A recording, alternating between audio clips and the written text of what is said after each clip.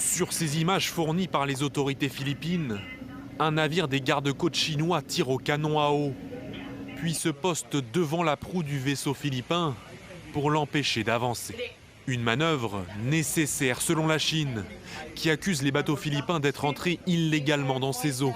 Pékin revendique la quasi-totalité de la mer de Chine méridionale contre l'avis d'un jugement international de 2016. Les gardes-côtes chinois et les navires de la milice chinoise n'ont aucun droit d'imposer un blocus, d'entraver ou de contrôler de toute autre manière le mouvement des gardes-côtes et des bateaux de ravitaillement philippins sur le Ayungin Shoal ou ailleurs en mer occidentale des Philippines. L'Ayungin Shoal, aussi appelé Second Thomas Shoal, se trouve à 200 km à l'ouest des côtes philippines et 1000 km à l'est des côtes chinoises. Occupées par la Chine au milieu des années 90, les Philippines ont récemment échoué un navire sur ce récif pour affirmer leurs revendications.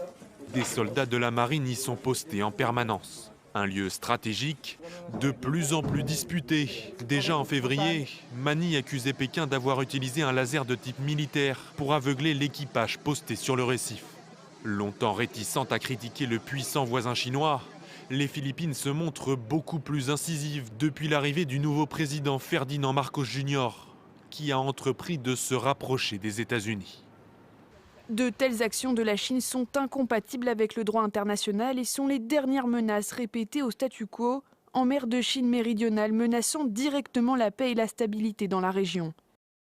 Le Royaume-Uni, l'Australie et l'Union européenne ont exprimé leur inquiétude face à cette escalade de tensions et ces nouvelles manœuvres chinoises.